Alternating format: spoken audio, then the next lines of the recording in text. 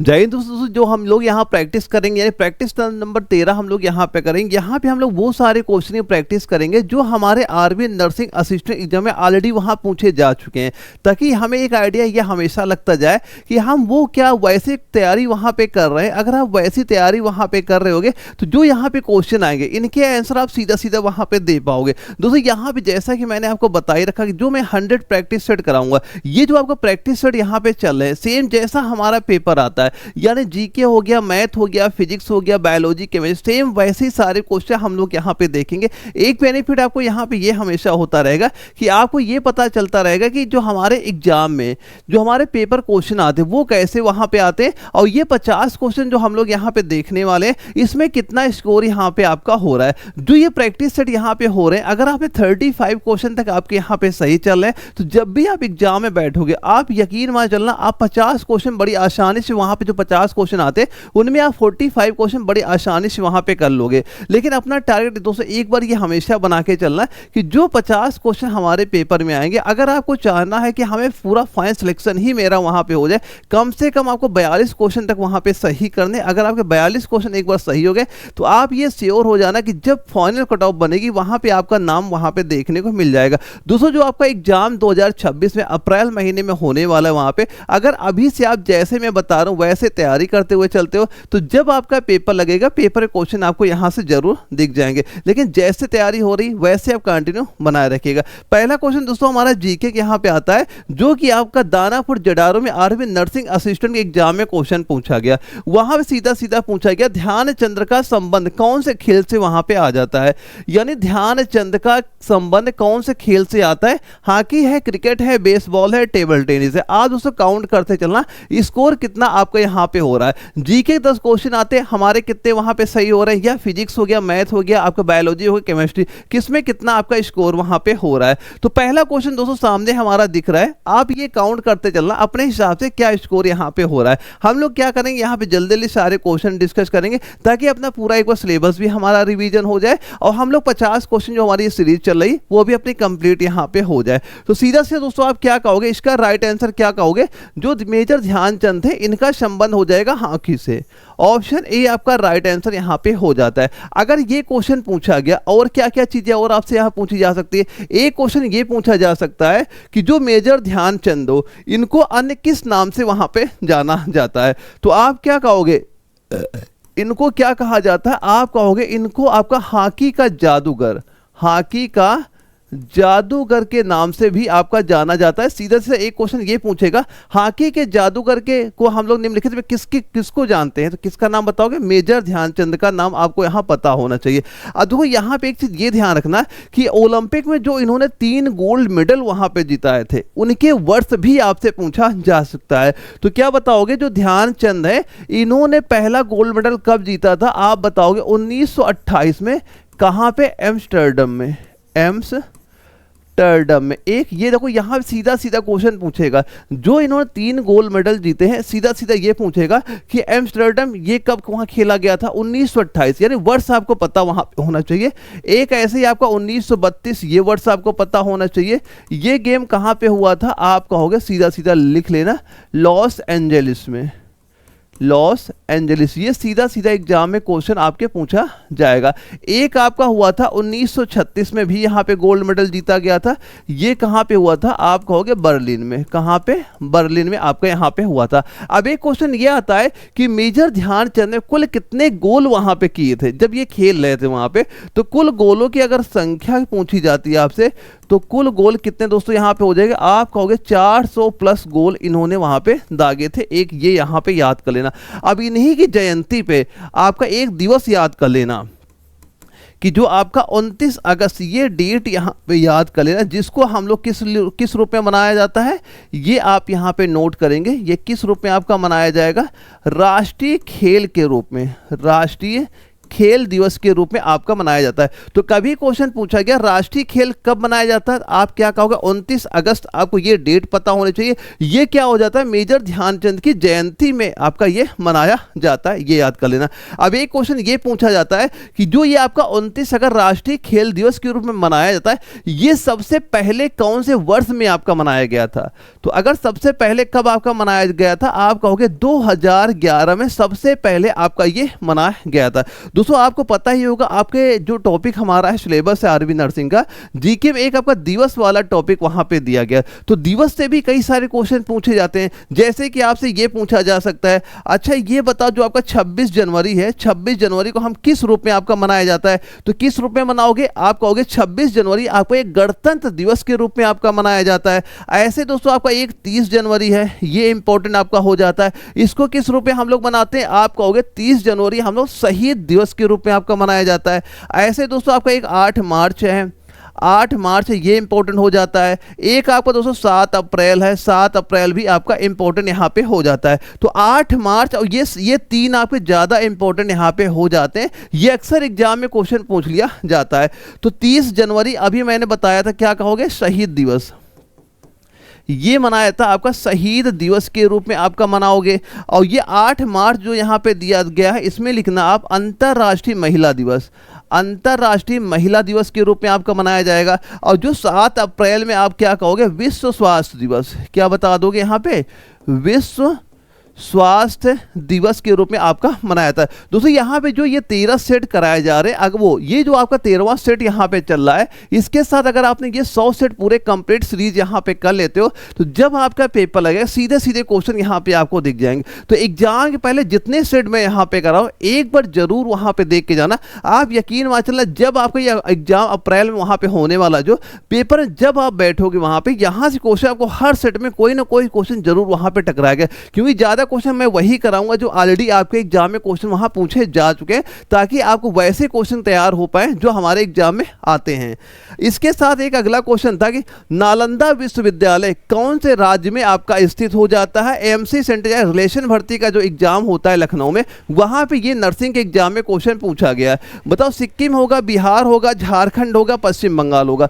तो ये नालंदा विश्वविद्यालय कौन से राज्य में आपका स्थित यहाँ पे हो जाएगा। तो क्या बताओगे इसका आंसर, आप कहोगे सर हम कहेंगे बिहार राज्य।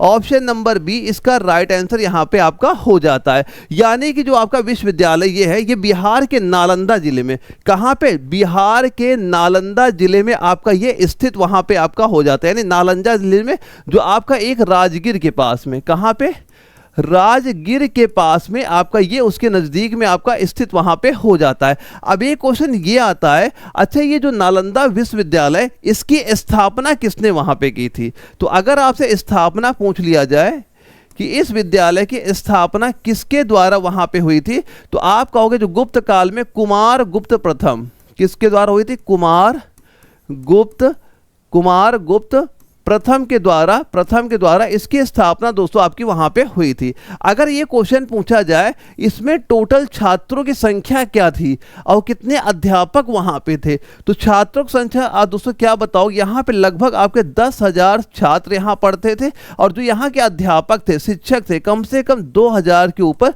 शिक्षक यहाँ पे रहते जो यहाँ पे पढ़ाते थे। तो ये आपका इंपॉर्टेंट यहाँ पे हो जाता है। और दोस्तों ये जो आपका नालंदा जिला यहाँ पे हो जाता है, ये बिहार से, पटना से कम 95 किलोमीटर दूरी पे आपका स्थित वहां पे हो जाता है। यानी पटना से नालंदा के बीच की दूरी लगभग आपकी 95 किलोमीटर वहां पे हो जाती है। तो यहां पे आपका इंपॉर्टेंट ये यहां पे हो जाता है, इसकी स्थापना किसने वहां पे कराई थी। तो आप क्या बताओगे, कुमार गुप्त प्रथम ने इसकी स्थापना वहां पे कराई थी। अगला क्वेश्चन आता है, कौन से शहर को भारत का मैनचेस्टर कहा जाता है। कि बताओ भारत का मैनचेस्टर कौन से शहर को कहा जाएगा। अहमदाबाद है, मुंबई है, लुधियाना है, या आपका फगवाड़ा है। कौन से शहर को क्या कहा जाता है, भारत का मैनचेस्टर कहा जाएगा। तो भारत का मैनचेस्टर कौन से शहर को कहोगे, आप कहोगे सर हम तो कहेंगे अहमदाबाद को। किसको, अहमदाबाद को। ऑप्शन ए आपका राइट आंसर यहाँ पे हो जाता है। यानी अहमदाबाद जो शहर है आपका, ये कपड़ा उद्योग के कारण भारत का मैनचेस्टर कहा जाता है। यहाँ पे आपको जो सूती वस्त्र है उनका बहुत ज्यादा उत्पादन वहां पे आपका होता है, इसी वजह से इसे भारत का मैनचेस्टर वहां पे आपका कहा जाता है। अब इसके बाद दोस्तों अगर क्वेश्चन कभी आपसे ये पूछा गया, जैसे अगर आपसे ये पूछ लिया जाए, यहाँ पे पूछा गया भारत का मैनचेस्टर, अगर आपसे ये पूछ लिया जाए दक्षिण भारत का मैनचेस्टर, अगर आपसे ये क्वेश्चन पूछा जाता है दक्षिण भारत का मैनचेस्टर किसको वहां पे कहा जाता है, तो यहां पे किसका नाम बताओगे, यहां पे आप बताओगे कोयम्बटूर का। किसका नाम बताओगे, याद रखिएगा इंपॉर्टेंट है, कोयम्बटूर का। अगर यहां पे ये क्वेश्चन पूछा जाए दक्षिण भारत की जगह आपसे उत्तर भारत का पूछ ले, कहां का, उत्तर भारत का बताओ मैनचेस्टर किसको कहा जाता है, तो उत्तर भारत में क्या नाम बताओगे, उत्तर भारत में आपका हो जाएगा कानपुर शहर, यहां पे हो जाएगा। दो कंफ्यूज यहां पे ना होना, अगर पूछा जाए कि कौन सा शहर भारत का मैनचेस्टर, तब आप बताओगे किसका, अहमदाबाद। अगर दक्षिण भारत का पूछेगा तो कोयम्बटूर बताना है, उत्तर भारत का पूछेगा तो कानपुर आपको यहां पे बताना है। वैसे दोस्तों एक आपका मुंबई शहर के बारे में भी यहां पे नोट कर लेना, ये भी क्वेश्चन एग्जाम में आता है। मुंबई में सीधा सीधा पूछेगा कि भारत का, या तो ये पूछेगा भारत का गेटवे कौन किसको कहा जाता है, भारत गेटवे किसको कहा जाएगा, आप बताओगे मुंबई को कहा जाएगा। या फिर यहां पे आपसे ये पूछा जा सकता है कि सपनों का शहर, सपनों का शहर ये किसको कहा जाता है, तो ये भी आपका मुंबई ही दोस्तों यहां पे आपका हो जाता है। एक शहर दोस्तों आपका लुधियाना है, लुधियाना के बारे में भी आपके एग्जाम में एक क्वेश्चन पूछा जाता है। लुधियाना में सीधा सीधा ये पूछेगा कि भारत का वूलन सिटी, यहां पे क्या पूछेगा, अच्छा ये बताओ भारत का वूलन सिटी कौन सा है, भारत का वूलन सिटी आपसे पूछा जाए तो किसका नाम बताओगे, लुधियाना का नाम बताओगे। या फिर आपको साइकिल सिटी भी अगर आपसे पूछा गया है कि भारत का निम्नलिखित में से साइकिल सिटी के नाम से किसको हम लोग जानते हैं, तब भी आप लुधियाना का नाम बताओगे। तो ये सारे पॉइंट आपके इंपॉर्टेंट हो जाते हैं, कोई ना कोई एग्जाम में आपका जरूर टकराएगा, क्योंकि ये क्वेश्चन आपके ऑलरेडी पूछे जाते हैं, क्योंकि आपका भी एग्जाम टीसीएस वहां पे करा रही है और टीसीएस ऐसे क्वेश्चन जरूर आपके एग्जाम में वहां पूछे जाते हैं। अगला क्वेश्चन आता है कि जो आपका दरिंगबाड़ी हिल स्टेशन भारत के किस राज्य में आपका स्थित है, पश्चिम बंगाल है, उड़ीसा है, महाराष्ट्र है, केरल है, तो क्या राइट आंसर इस क्वेश्चन का आप यहां पे बताओगे, तो आप सीधा सीधा क्या कहोगे, सर हम कहेंगे उड़ीसा का नाम, किसका, उड़ीसा का। ऑप्शन बी आपका राइट आंसर यहां पे हो जाता है, यानी दरिंगबाड़ी हिल स्टेशन जो होता है भारत के किस राज्य को वहां पे कहा जाता है। दोस्तों ये आपका जो उड़ीसा राज्य में इसको क्या कहा जाता है, इसे उड़ीसा का कश्मीर भी आपका कहा जाता है, इसे क्या कहा जाता है, इसे आपका दोस्तों क्या कहा जाता है, ये इंपॉर्टेंट हो जाएगा, इसे याद रखना, उड़ीसा का कश्मीर भी आपका इसे ही कहा जाता है, उड़ीसा का कश्मीर भी आपका यहाँ पे कहा जाता है। क्योंकि दोस्तों ये जो आपका दरिंगबाड़ी हिल स्टेशन है, इसकी अगर ऊंचाई की बात हम लोग कर लें, कम से कम 3000 फीट दोस्तों इसकी क्या हो जाती है, ऊंचाई यहाँ पे आपकी हो जाती है। और इसी वजह से आपका क्या कहा जाता है, उड़ीसा का कश्मीर कहा जाता है। और ये दोस्तों अगर बात किया जाए भुवनेश्वर से लगभग 250 किलोमीटर दूरी पे आपका ये हिल स्टेशन हो जाता है। भुवनेश्वर से 250 किलोमीटर दूर कौन सा हिल स्टेशन है, आपका ये दरिंगबाड़ी होता है। इसे उड़ीसा का कश्मीर के नाम से आपका जाना जाता है, क्योंकि यहाँ बर्फबारी बहुत ज्यादा आपकी देखने को मिल जाती है। अगला क्वेश्चन आता है कि फुटबॉल 2027 एशियाई कप की मेजबानी कौन से देश के द्वारा किया जा रहा है। देखो जो आने वाले आपके स्पोर्ट प्रोग्राम वहां पे हैं, तो वो आप याद करना, क्योंकि एग्जाम में क्वेश्चन यहां से आपको बिल्कुल आपको देखने को मिल जाता है। जैसे मैं फिलहाल इसका पहले आप राइट आंसर यहां पे देख लो कि फुटबॉल 2027 एशिया कप जो आपका यहां पे होने वाला एशिया कप की मेजबानी कौन कर रहा है यहाँ पे, तो आप कहोगे सऊदी अरब कह रहा है, तो ऑप्शन नंबर डी आपका राइट आंसर यहाँ पे हो जाता है। जयपुर जटारो में अभी ये क्वेश्चन जल्दी वहां पे आपका पूछा गया था आर्मी नर्सिंग असिस्टेंट एग्जाम में। और यहां पे आपसे क्या क्या चीज वहां पूछी जा सकती है, जैसे अगर आपसे ये क्वेश्चन पूछा गया, अच्छा हमें ये बताओ आपका ओलंपिक, आपका जो ओलंपिक खेल होने वाले हैं, ओलंपिक खेल अगला कब यहां पे होने वाला, आप कहोगे ये आपका 2028 में जो होने वाला है, ये कहां पे होने वाला है, तो आप कहां पे बताओगे, ये खेल आपका होगा लॉस एंजल्स में। कहां बताओगे, लॉस एंजल्स में आपका ये ओलंपिक खेल वहां पे होगा। ये कहां पे है, यूएसए में आपको वहां पे हो जाता है। या फिर दोस्तों एक और यहां पे नोट कर लेना, एशियाई खेल 2026 ये कहां पे होने वाला है, आप बताओगे कहां पे, नागोया का क्या बताओगे, नागोया यानी जापान में, ये आपका यहाँ पे होगा। सारे चीज इंपॉर्टेंट, सारे नोट करना, क्योंकि कोई ना कोई एग्जाम क्वेश्चन आपको टकराएगा जरूर वहाँ पे, लेकिन सारी चीज आप तैयार करते हुए साथ ही साथ वहाँ पे चलिएगा। इसके साथ आपसे ये भी पूछा जा सकता है, अच्छा ये बता दो हमें, कॉमनवेल्थ गेम जो आपके ये कॉमनवेल्थ गेम 2026 ये कहाँ पे आपके होने वाले हैं, तो कहाँ पे बताओगे, आप बताओगे सीधा सीधा कहाँ का, विक्टोरिया का नाम बताओ, कहाँ का, विक्टोरिया, यानी ये कहाँ पे हो जाएगा, ऑस्ट्रेलिया में, ये कॉमनवेल्थ गेम यहाँ पे हो जाएगा। एक और यहाँ पे नोट कर लेना, आईसीसी T20 जो आपका वर्ल्ड कप है जो आपका 2026 में ही होने वाला, ये कहाँ पे होगा दोस्तों, ये आपका भारत और श्रीलंका ये दोनों देश यहाँ मिलकर ये प्रतियोगिता आपका वहाँ पे करा रहे हैं। तो ये कुछ आगामी स्पोर्ट वहाँ पे हो जाते हैं जहाँ से एग्जाम में क्वेश्चन बनता है, तो ये सारे नोट करना है, क्योंकि अगर आपके एग्जाम में कोई टकराएगा, इन्हीं में कोई ना कोई चीज़ आपसे वहाँ पूछी जाएगी, और ये सारी चीज़ आप तैयार जरूर करना अगर आपको एग्जाम वहाँ पे क्लियर करना है तो।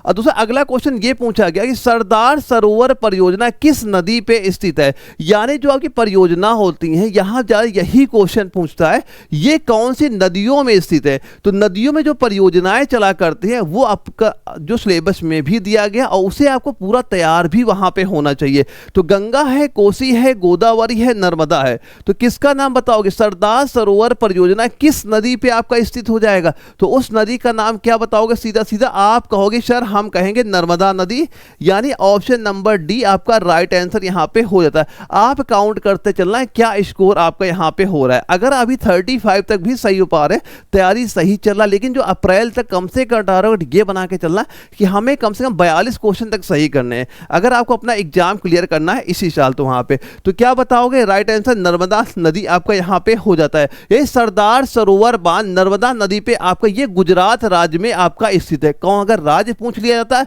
तो कौन सा राज्य बताते हैं, गुजरात राज्य में आपका स्थित वहां पे हो जाता है। और कुछ आप परियोजनाएं और मैं नोट करा देता हूं कि और क्या परियोजनाएं इंपॉर्टेंट यहां पे होती है, जो कौन सी नदियों किनारे बने हुए और जो एग्जाम में क्वेश्चन बन सकता है। जैसे एक आपसे ये पूछ सकता है, अच्छा हमें ये बताओ जो आपका भाखड़ा, एक ये नोट कर लेना यहां पे, अच्छा ये हमें बता दो भाखड़ा नांगल परियोजना, अगर इसका आपसे पूछ लिया जाए परियोजना ये कौन सी नदी पे बना हुआ है, तो कौन सी नदी बताओगे, यहां पे आप कह दोगे सतलुज नदी। कौन सी नदी कह दोगे, सतलुज नदी, ये नदी आपको पता वहां पे होनी चाहिए।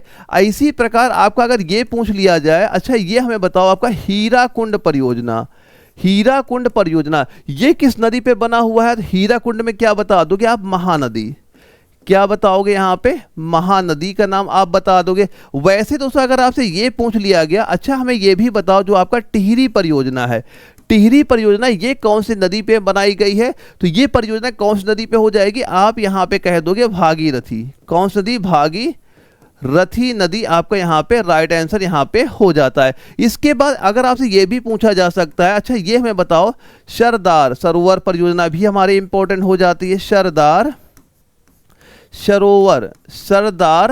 सरोवर परियोजना अगर आपसे पूछ ली जाए ये कौन सी नदी पे बनी हुई है, तो यहां पे आप क्या कह दोगे, ये भी आपकी हो जाएगी नर्मदा नदी। कौन सी, नर्मदा नदी यहां पे हो जाती है। एक परियोजना और यहां पे नोट कर लेना, कौन सी,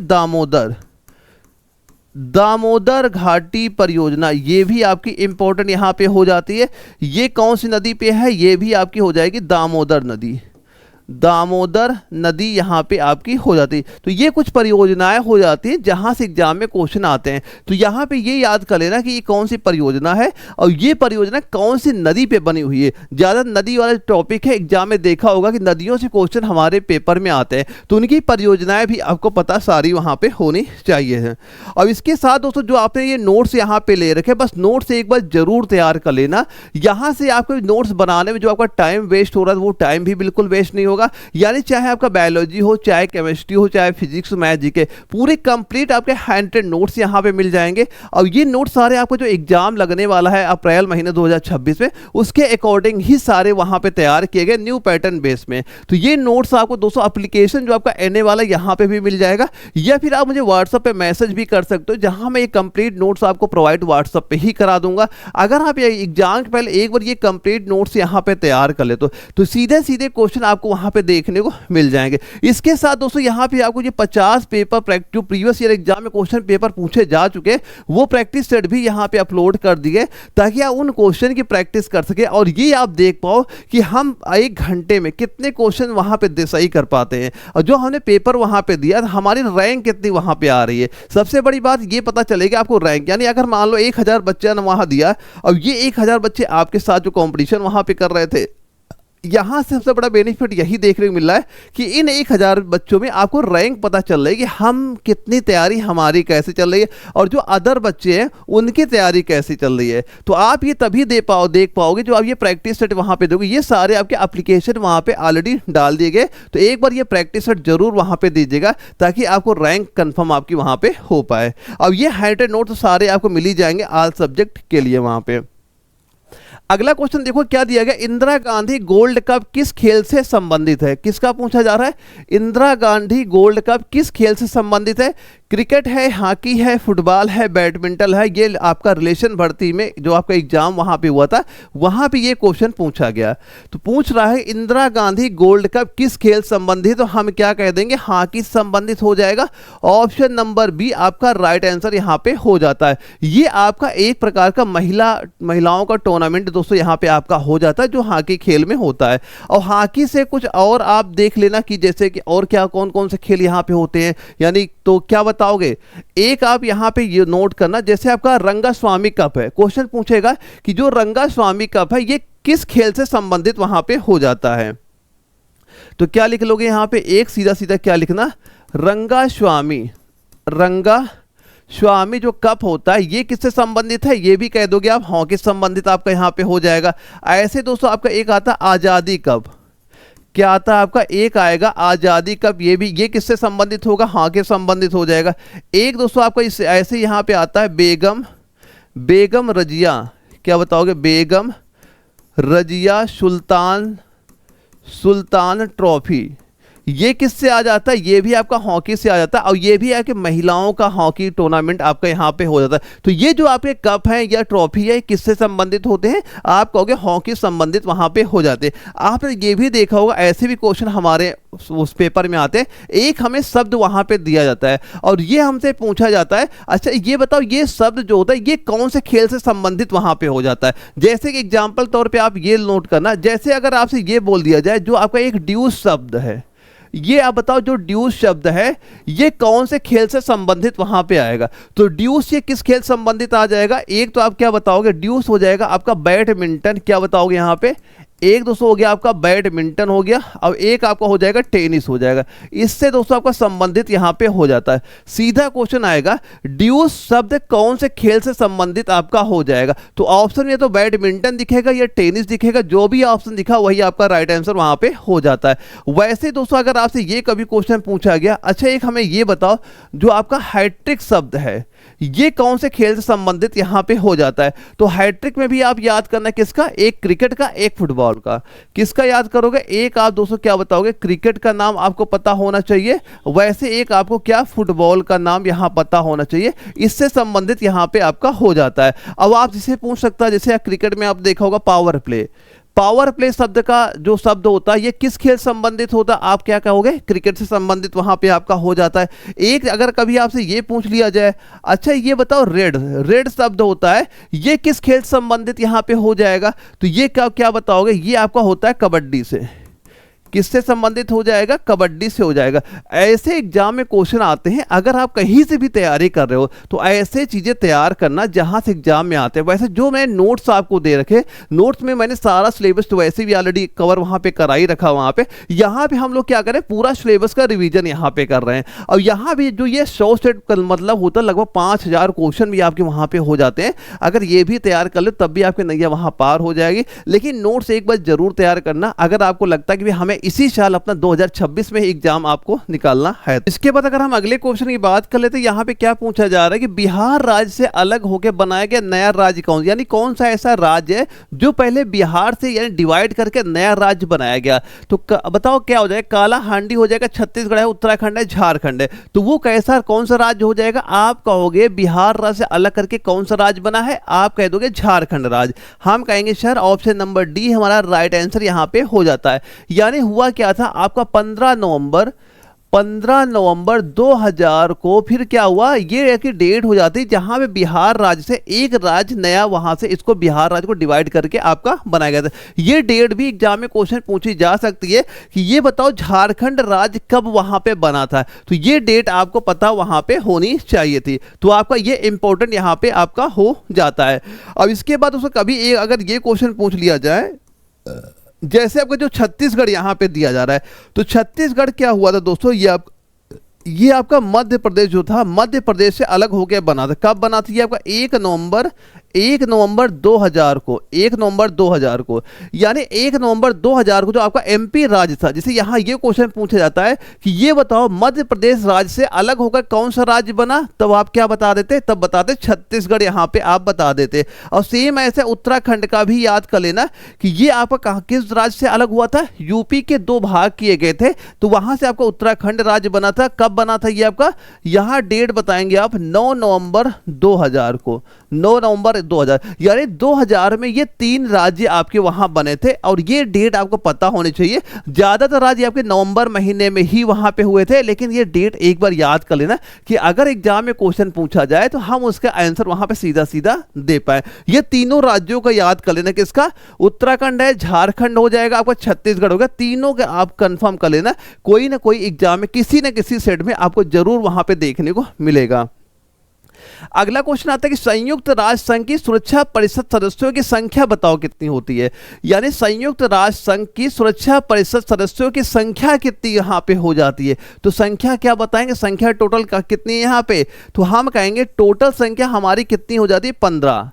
तो क्या बताया आपने, बताया टोटल संख्या कितनी होगी, 15 यहाँ पे हो जाती है। जिसमें क्या होता है 205 आपके स्थायी सदस्य हैं, 5 क्या होते हैं स्थायी सदस्य, और 10 क्या होते हैं हमारे अस्थायी, 10 क्या हो जाएंगे अस्थायी सदस्य यहाँ पे हो जाते हैं। 10 में क्या बताओगे, 10 हो जाएंगे आपके अस्थायी सदस्य यहाँ पे हो जाते हैं। और ये जो 10 आपके अस्थायी सदस्य होते हैं, इनका कितने साल के लिए बनते हैं, आप कहोगे सर ये 2 वर्ष के लिए बनते हैं। कितने साल के लिए, 2 वर्ष के लिए आपको ये बनाए जाते हैं। और जो ये 5 स्थायी सदस्य होते हैं, इनमें क्या होता है, इनके पास होता है वीटो पावर। इनके पास क्या होता है आप बताओ, वीटो पावर होती है, वीटो पावर इनके पास होती है। और ये 5 स्थायी सदस्य कौन कौन से होते हैं, जैसे कि आपका हो गया चीन, हो गया एक चीन इसमें आपका आ जाता है, जैसे आपका फ्रांस इसी में आपका आ जाएगा, फ्रांस हो गया, रूस इसी में आपका हो जाता है, और जैसे आपका यूके इसी में आ जाता है, और जो आपका यूएसए है ये भी इसी में आपका आ जाता है। ये 5 सदस्य क्या स्थायी होते हैं, 10 आपके अस्थायी होते हैं। और जो अस्थायी सदस्य होते हैं उनका कार्यकाल क्या होता है, 2 वर्ष का कार्यकाल वहां पे आपका होता है। तो सारी चीजें याद कर लेना। और जो 5 स्थायी सदस्य होते हैं उनके पास क्या होती है, वीटो पावर वहां पे होती है। ये आपका इंपॉर्टेंट यहां पे हो जाता है। सबसे पहले मनुष्य को चांद पर किस देश ने भेजा, ये बताओ, सबसे पहले मनुष्य को चांद पर किस देश ने भेजा था, ये हमसे पूछा जा रहा है। तो बताओ रूस होगा, चीन होगा, जापान होगा, यूएसए होगा। तो हम क्या बताएंगे, एग्जाम में क्वेश्चन आया तो आपको बताना है सर हम क्या कहेंगे, यूएसए का नाम लेंगे। ऑप्शन नंबर डी आपका राइट आंसर यहाँ पे हो जाता है। डेट क्या थी दोस्तों, यहाँ पे बताओगे 20 जुलाई 1969 को अमेरिका का जो एक मिशन था, कौन सा मिशन था, अपोलो मिशन। क्या था वहां पे, अपोलो जो आपका 11 मिशन था यहाँ पे था। तो यही आपका हो जाएगा। इसमें क्या हुआ था, नील आर्मस्ट्रांग ने सबसे पहले मनुष्य वो बने जो चंद्रमा पे वहां पे चले थे। क्या क्वेश्चन पूछा गया, सबसे पहले चांद पर कौन चला, अगर क्वेश्चन पूछा जाता तब भी किसका नाम बोलते, नील आर्मस्ट्रांग का ही नाम आपको पता होना चाहिए, क्योंकि ये क्वेश्चन वहां पूछा जाता है। ये भी पूछा जा सकता है कि उस व्यक्ति का नाम बताइए जो सबसे पहले चांद पर गया था। तो किसका नाम बताओगे, नील आर्मस्ट्रांग का नाम वहां पे आप बताइएगा। आपका इंपॉर्टेंट यहाँ पे आपका हो जाता है। एक चीज और दोस्तों यहाँ पे याद कर लेना, नाम यहाँ पे एक नाम याद रखना दिमाग में, यूरी गागरिन का, यूरी गागरिन का नाम यहाँ पे याद कर लेना। ये कब दोस्तों क्या हुआ, 1961 को, 1961 में क्या हुआ था, ये स्पेस में वहां पे गए थे, अंतरिक्ष में गए थे। अगर ये क्वेश्चन पूछा जाता है कि सबसे पहले अंतरिक्ष में जाने वाले व्यक्ति कौन हो जाएंगे, तो ये क्या हो जाएंगे, यूरी गागरिन हो जाएंगे। क्या बताओ, यूरी गागरिन, ये सबसे पहले स्पेस में वहां पे गए थे, अंतरिक्ष में यहाँ पे गए थे। कौन हो जाएंगे, यूरी गागरिन आपके यहाँ पे हो जाते हैं। तो ये आपका ये भी इंपॉर्टेंट हो जाता है, ये नाम भी यहाँ पे याद करना। चंद्रमा पे पूछेगा, आप बताओगे किसका नाम बताओगे, आप यूएसए देश बताना। व्यक्ति का पूछा जाए, नील आर्मस्ट्रांग का बताओगे। अगर ये क्वेश्चन पूछा गया सबसे पहले अंतरिक्ष में कौन गया था, यूरी गागरिन का, कब गए थे, 1961 में गए थे। तो ये आपको कुछ पॉइंट यहाँ पे क्लियर होने चाहिए। अगला क्वेश्चन दोस्तों यहाँ पे मैथ का आता है। मैथ के टोटल हमारे 5 क्वेश्चन यहाँ पूछे जाते हैं। मैथ के बिल्कुल नॉर्मल क्वेश्चन होते हैं। 5 क्वेश्चन बड़ी आसानी से वहाँ पे कर लोगे। ये मान चलो मेन फोकस आपको साइंस और जीके में अपनी वहाँ पे अच्छी खासी पकड़ बना के वहाँ पे चलना है। यहाँ पूछा गया 204, 507 और 174 का एचसीएफ। एचसीएफ कई तरीकों से वहाँ पे लगा सकते हो। जो सबसे कॉमन तरीका क्या होता है, देखो यहाँ पे संख्याएं दी जा रही है, 204 है, 507 है और आपका 174 है, 174 है। तो देखो आपका एक कॉमन होता है, आप डिफरेंट लेके आसानी से आंसर वहां पे दे सकते हो। सबसे पहले क्या करो, दो बड़ी संख्या है उनका डिफरेंट, इन दो संख्याओं डिफरेंट हम ले रहे हैं, कितना आ रहा है, आप कह रहे हो 303 यहाँ पे हमारा हो गया, ठीक है। अब इन दो 303 यहाँ पे, अब इन दो संख्याओं को डिफरेंट ले लो, क्या बताओगे, 129 यहाँ पे आ गई, ठीक है। अब देखो जो हमारे ऑप्शन यहाँ दिए जा रहे हैं, आप ये चेक कर लो कि सबसे बड़ी संख्या लेके आपको हमेशा वहां पे चेक करना है। यहां कोई ऐसी संख्या जो सबसे बड़ी हो, जो आपको ये 129 से डिवाइड कर दे। 13 से ये कट नहीं रहा, 3 से कट जाएगा, 17 से भी नहीं कट रहा, 2 से भी नहीं कट रहा, तो हम क्या कह देंगे, एचसीएफ कितना आ गया आपका, 3 यहां पे आ गया। इसके गुणनखंड से भी इसका वैल्यू आप वहां पे निकाल सकते हो, लेकिन इससे क्या करोगे, आपका आंसर बड़ी आसानी से वहां पे आ जाएगा। तो हम केवल देख रहे हैं कि जो हमारा 129 है ये केवल 3 से ही हमारा डिवाइड यहां पे हो रहा है, तो वही हमारा राइट आंसर हो जाता है। अब यहीं पे अगर इससे कोई बड़ी संख्या होती है और उससे ये संख्या हमारी कट जाती, तो सबसे पहले जो हमारे ऑप्शन में बड़ी संख्या दी जाएगी उस पे हम लोग वहां पे टिक करेंगे। तो आंसर क्या हो गया हमारा, ऑप्शन नंबर बी इस क्वेश्चन का राइट आंसर हो गया। और जयपुर जडारो में सीधे सीधे क्वेश्चन हमारे पेपर में ये पूछा गया था। अगला क्वेश्चन आता है कि कोमल ने 2 डिवाइस बेचे तथा उसने प्रत्येक को 4,982 में बेचा। यदि उसे पहले पे 6% का लाभ और दूसरे पर 6% की हानि हुई, तो दोनों डिवाइसों की कुल लागत कितनी हो जाएगी। दोनों डिवाइसों की कुल लागत यानी क्रय मूल्य हमसे पूछा जा रहा है। देखो ध्यान से देखिएगा, हम ये मान चल रहे हैं ये हमारा हो गया पहले का क्रय मूल्य और इधर हमने लिख दिया ये हमारा हो गया दूसरे का क्रय मूल्य, ठीक है। यानी हमारा जो प्राइस रहा होगा, यानी अगर आपका विक्रय मूल्य क्या हमें सीधा सीधा दोनों का सेम दे दिया, कितना 4,982 हमें दे दिया गया। यानी जो पहले क्रय मूल्य था और पहले हमें क्या मिल रहा था, 6% का लाभ। यानी अगर हम इसे 106 से गुणा किए वहां पे होते, तो हमें ये वैल्यू कितनी मिली थी, यहाँ पे ये वैल्यू मिली थी 4,982, 4,982 हमें यहाँ पे दी गई थी। और दूसरे में क्या है रहा है कि 6% की हानि, यानी ये क्रय मूल्य हुआ 6% की हानि बोला, हमने 94/100 में बेचा था, तो हमारी मूल्य कितना है 4,982 आपका ये निकल के आ गया। अब हमसे ये पूछा जा रहा है कि जो ये CP1 है CP2 है, पहले क्रय मूल्य दूसरे क्रय मूल्य जो आपकी लागत मूल्य है, ये दोनों कितने टोटल हो जाती है। तो यहाँ से हम पहला क्रय मूल्य निकालो, कैसे निकालोगे, पहला हो जाएगा CP1 बराबर हो गया 4,982 गुणे 100/106 यहाँ पे आ गया। अब इसको सॉल्व करिए, कितना आपका राइट आंसर आएगा। इसे हम जैसे ही सॉल्व करें, हम देख रहे हैं यहाँ पे मान आ रहा है 4,700 आपका हो गया पहले का क्रय मूल्य। सेम इधर आ जाएंगे, यहाँ भी क्या लिखेंगे 94, यहाँ पे क्या लिखेंगे, जो ये वैल्यू यहाँ पे क्या लिखी जा रही है 4,982 गुणे 100/94। इसको अब जब सॉल्व करो कितना निकल के आ गया, आप कह रहे हो ये 5300 यहाँ पे निकल के आ गया। अब ये पूछा कुल लागत मूल्य कितना पहले था, यहाँ पे ये 5300 जोड़ 5,300 जोड़ लो, अब ये 4700 जोड़ लो। जैसे हम इन दोनों की वैल्यू यहाँ पे जोड़ते हैं तो ये कितनी निकल के आ रही है, ये टोटल आपकी निकल के आ रही है 10,000। तो हम क्या कह सकते हैं, टोटल लागत मूल्य क्या थी हमारी, पहले 10,000 की थी। यानी ऑप्शन नंबर ए इस क्वेश्चन का सीधा राइट आंसर हो जाएगा। जबलपुर जडारो में आर्मी नर्सिंग एग्जाम ये क्वेश्चन वहां पे पूछा गया था। बड़ी आसानी से सभी के आंसर आप वहां पे दे पाओगे। देखो अगला सवाल क्या दिया जा रहा है। अच्छा ये बताओ हमें, एक दिया जा रहा है जैक और जॉन के धन का अनुपात दिया गया 7:13 है और जॉन और जोनास के धन का अनुपात 9:11 है। यदि जैक के पास 6300 रुपए हो तो ये बताओ जोनास के पास कितना धन है, यहाँ पे कितना धन उनके पास है, ये चीज हमसे पूछी जा रही। कैसे आंसर सॉल्व निकालोगे, देखो यहाँ पे हम तीनों के नाम लिख देते, यहाँ पे हमने लिख दिया जैक का नाम लिख दिया, आगे हमने नाम लिख दिया जॉन का लिख दिया, जॉन के बाद कौन हो गए, जॉन के बाद एक नाम था जोनास का, यहाँ पे हमने जोनास का नाम यहाँ पे लिख दिया। पहले इनके रेशियो देखो, इनके धन का अनुपात क्या था 7:13, यानी इनके पास 7:13 का धन यहाँ पे था। और आगे क्या बात हो रही, जॉन और जोनास की, तो जॉन के नीचे फिर हमने क्या लिखा, यहाँ पे लिख दिया आपने 9:11, ये रेशियो आपने यहाँ पे लिख दिया। ठीक है, तो देखो सबसे पहले जो आपके ये दो मान अलग अलग यहाँ पे होंगे जॉन के, भाई इनको तो आपको बराबर करना होगा। तो बराबर कैसे कर सकते हो, तो आप क्या करोगे 13 और 9 का आप निकालोगे एलसीएम निकालो कितना, एक एलसीएम निकालोगे तो एलसीएम चाहे निकाल के आप सॉल्व कर लो, या फिर आप ये करो कि ये जो आपका 13 लिखा है तो यहाँ पे एलसीएम दोनों क्या हो गया, 13 गुणे 9 आपका एलसीएम यहाँ पे हो जाएगा।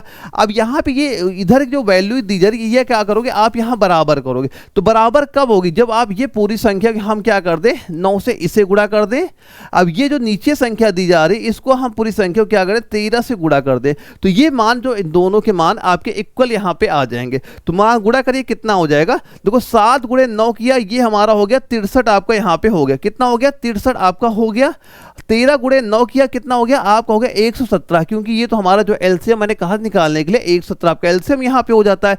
तो 13 को अगर हम 117 बनाएंगे 9 से गुणा किया जा रहा है तो ये हम क्या किया यहाँ पे 117 आपका हो गया। अब देखो यहाँ पे 11 गुणे 13 करो कितना हो जाएगा आपका हो गया 143 हमारा ये आ गया, यानी ये हमारा एक रेशियो मिल गया जो सभी का बराबर है। अब सवाल में क्या दिया गया है, अब सवाल में ये हमसे बोला जा रहा है यदि जैक के पास आपका 63 रुपए है, इनके पास कितना 100 रुपए दिया गया 6300 रुपए इनके पास आपका दिया जा रहा है। तो ये कितना गुना इनका हो रहा है, हम देख रहे हैं यहाँ पे ये 100 गुना इनका हो रहा है यहाँ पे। अब पूछा क्या जा रहा है जोनास के पास कितना धन मिलेगा, तो ये जो धन दिया जा रहा है इसको भी क्या कर दोगे आप 100 से गुणा यहाँ पे कर दो, तो कितना आ जाएगा 14320 और यहाँ पे लिख दोगे क्या हो जाएगा 14300 आपका राइट आंसर यहाँ पे आ जाएगा। 14300 मतलब ऑप्शन नंबर बी आपका राइट आंसर हो गया। जयपुर जडारू में हमारा ये एग्जाम में क्वेश्चन आया था, मैथ बिल्कुल नॉर्मल आती है, बड़ी आसानी सभी के आंसर आप वहां पे दे पाओगे। अगले क्वेश्चन की हम लोग बात करते दिया जा रहा है कि 750 की अंकित कीमत वाली पतलून छूट के दौरान आपको 660 पर बेची गई है, इसमें कितने % का डिस्काउंट वहां पे दिया गया। तो छूट कितना दिया गया, दो क्रय मूल्य पे छूट हम लोग निकालते हैं यहाँ पे। देखो अगर कोई वस्तु आपकी कितने रुपए की थी, हम कह रहे हैं 750 रुपए की थी, ठीक है भाई।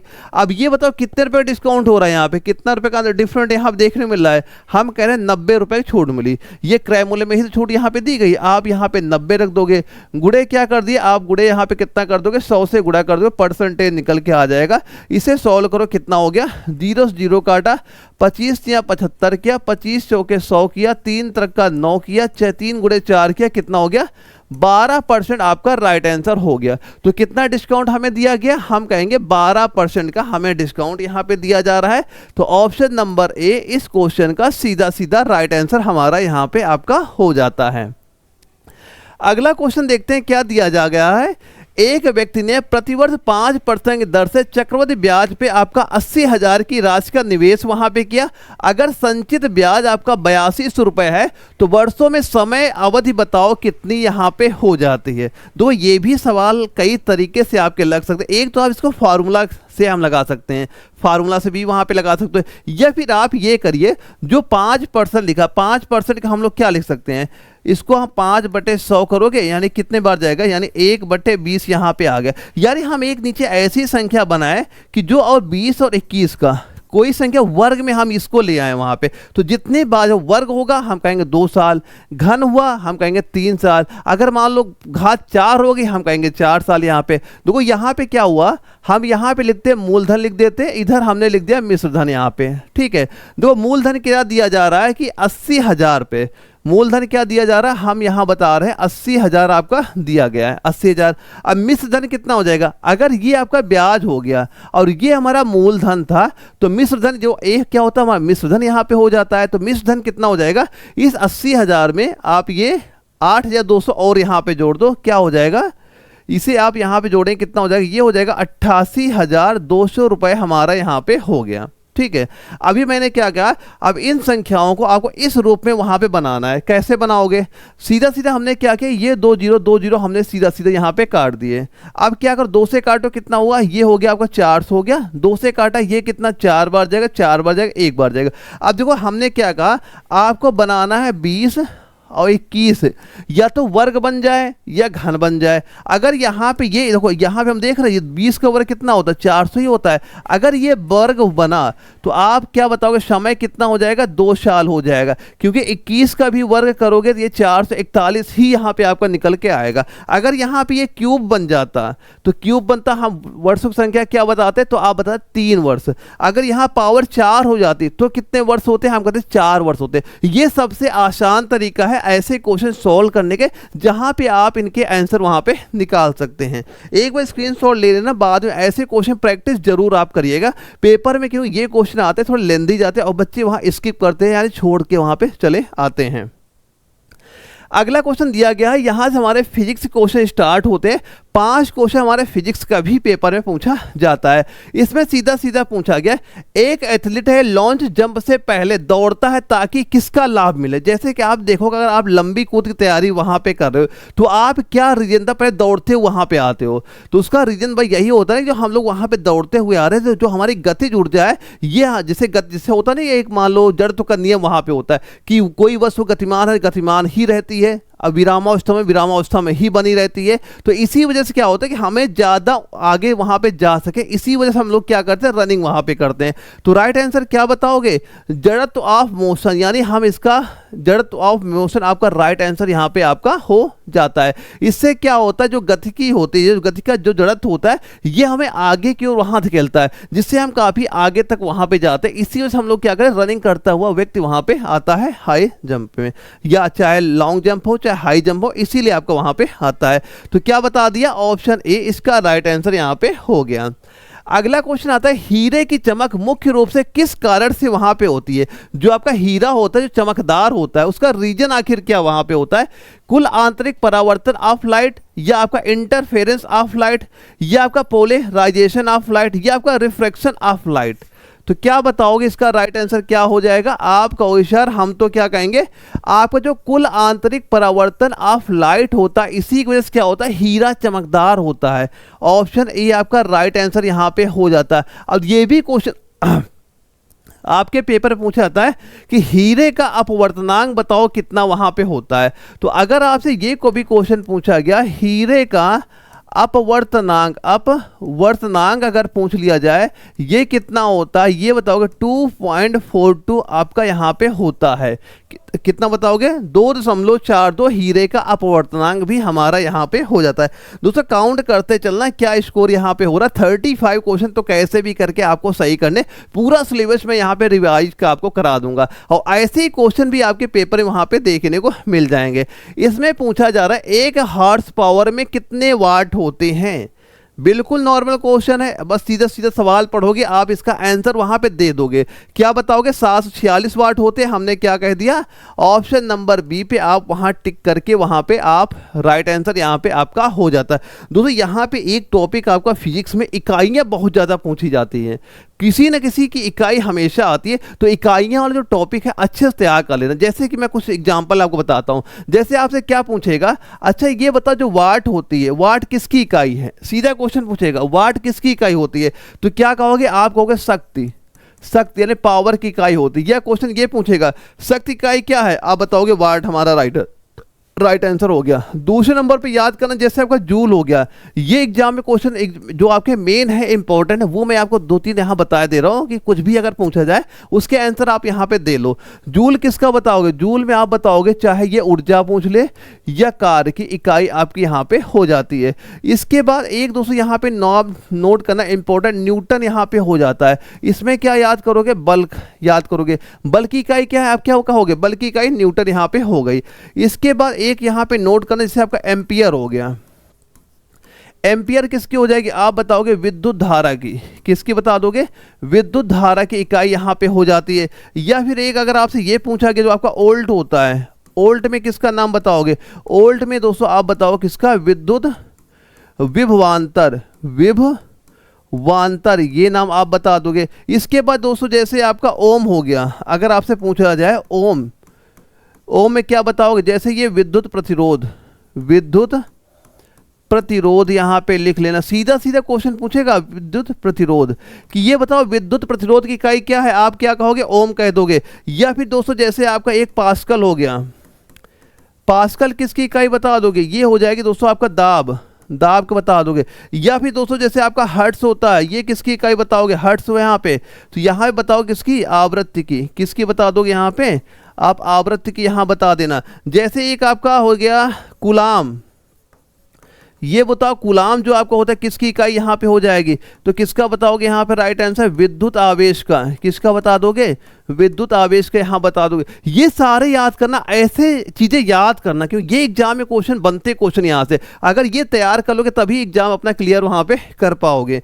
अगला क्वेश्चन क्या दिया जा रहा है? जब कोई वस्तु अवतल दर्पण के पोल और फोकस के बीच रखी जाती है तो बनी छवि का आकार कैसा होता है? उसका आकार कैसा हो जाएगा? समान आकार है, बड़ा आकार है, पॉइंट साइज है या छोटा है? तो आकार क्या बताओगे? उसका आकार कैसा हो जाएगा? हम कहेंगे सर आकार तो भाई बड़ा ही तो दिखाई पड़ता है। ऑप्शन बी आपका राइट आंसर यहाँ पे हो जाता है। देखो दर्पण का फार्मूला भी आपको पता होना चाहिए। क्या होता है इसका दर्पण फार्मूला? वो कहोगे आप 1/f बराबर 1/v प्लस 1/u, ये फार्मूला इसका यहाँ पे हो जाता है। अब ये बताओ अच्छा, जो आपका अवतल दर्पण है, अवतल दर्पण के यूज क्या क्या होते हैं? कहाँ कहाँ पे इसका यूज होता है? तो सबसे पहले यूज कहाँ बताओगे? आप कहोगे जैसे कि नंबर 1 पे शेविंग में, सेविंग इसका यूज वहां पे किया। कहाँ पे? सेविंग में इसका यूज किया जाता है। यानी इसमें क्या होता है, जो हमारा चेहरा बड़ा और शार्प वहां पे दिखाई पड़ता है। जैसे एक आप क्या यूज बताओगे? जैसे आपका डेस्टिंग में,